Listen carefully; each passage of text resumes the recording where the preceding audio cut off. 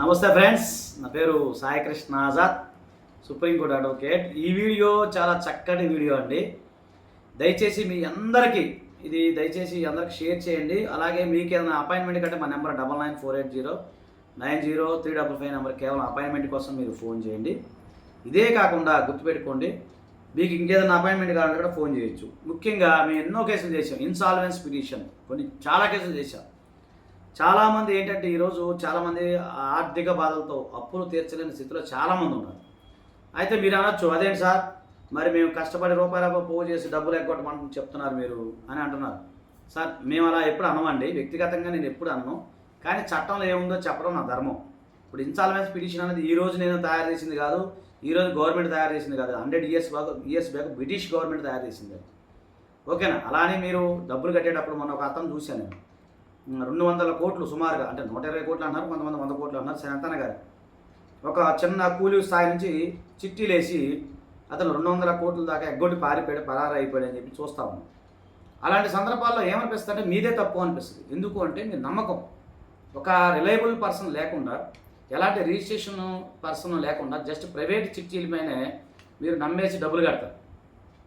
డబ్బులు కట్టినప్పుడు వాళ్ళ అత్యాశకి ఇక్కడ నేను చదివాను ఆ స్టోరీ ఏంటంటే, అతను ఏమన్నాడంటే, ఉదాహరణ చిట్టి వేసి నేను పాడుకున్నా, సరే 3 లక్షలు 4 లక్షలు 5 లక్షలు ఏదో నా పిల్లల కోసం, ఏదో పెళ్లి కోసం ఏదో పాడుకుంటే అతను ఏం తెలివి ఏమన్నాడంటే, అరే బాబు నీ దగ్గర ఉంటే ఏమైతేరా, అదే 3 లక్షలు నాకు ఇవ్వు, నీకు 5 రూపాయలు వడ్డీ ఇస్తారా అని అనగానే జనరల్గా మనకు తెలివి ఏముంటుంది, అమ్మ 5 రూపాయలు వడ్డీ వస్తుందా బాబు అనుకొని మనం అతని దగ్గరే ఇచ్చేసాం. ఇచ్చినప్పుడు అలాగే డబ్బులు తీసుకుని పారిపోయాడు తప్ప ఆయన, అంతే తప్ప నాకు తెలిసిన మేరకు చెప్తున్నా. అలా మీరు అలసిచ్చారు ఆయనకి. అలా కాకుండా మీరు డబ్బులు మీరు తీసేసుకుని మీ పని మీరు చేసేసుకుంటే అయిపోతుంది. అలా కాకుండా అధిక వడ్డీకి మళ్ళీ ఆ పాడిన డబ్బులే మళ్ళీ ఆయన దగ్గర పెట్టడం, అతను వడ్డీకి నెలాల మీకు 2000 నాకు తెలియదు ఎంత పర్సెంట్ నడుస్తుంది మాకు తెలియదు, ఎక్కువ వడ్డీ ఇస్తుందని చెప్పేసి ఆశపడి, అంటే ఆశ ఉండొచ్చు, అత్యాశ దురాశ అంటారు కదా, అలా ఉండి అతని దగ్గరే మీరు తగిన డబ్బులు చాలామంది ప్రజలు అతని దగ్గర మళ్ళీ డబ్బులు ఇచ్చారంట. డబ్బులు ఇస్తే ఏమైతే అతని పరిస్థితి మనకు తెలియదు కదా, మొత్తం తీసుకున్నాడు, జంప్ అయిపోయాడు. సో ఇలాంటి తెలివి తక్కువ పనులు చేసుకోవద్దు అనేది నా వ్యక్తిగత విషయం. ఓకేనా? సరే అది వదిలేండి. సో ఎవరైనా సరే అప్పులు ఈఎంఐ ఎక్కువైపోయి, తర్వాత బాకీలు ఎక్కువైపోయి ఇన్సాల్వెంట్గా ఉన్నప్పుడు మీరు ఇన్సాల్వెంట్ పిటిషన్ అనేది మీరు దాఖలు చేసుకోవచ్చు. సో ఇన్సాల్వెంట్ పిటిషన్ దాఖలు చేయడం వల్ల మీకు ఎలాంటి ఉపయోగం ఉంటుందంటే, మీరు ఇన్సాల్వెంట్గా ప్రకటించమని కోర్టు వారిని కోరుతున్నప్పుడు కోర్టు వారు విచారించి మిమ్మల్ని ఇన్సాల్వెంట్గా పెట్టే అవకాశం ఉంటుంది. సో ఇన్సాల్వెన్స్ పిటిషన్ అయిన తర్వాత మీరు ఎవరికి కూడా రూపాయి చెల్లించాల్సిన అవసరం ఉండదు.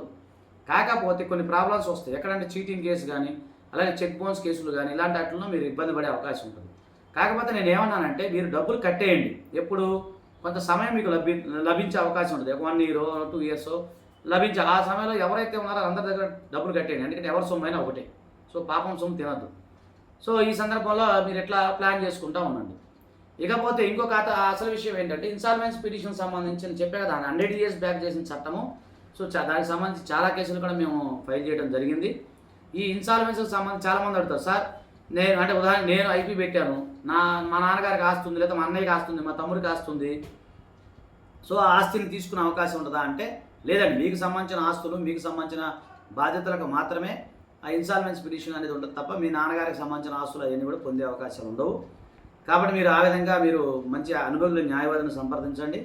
అలాగే మీకు ఏదైనా కేవలం అపాయింట్మెంట్ కోసం అయితే మా నెంబర్ 9948090355 నెంబర్ కేవలం అపాయింట్మెంట్ కోసం ఫోన్ చేయండి. Thank you. నమస్తే. జై హింద్.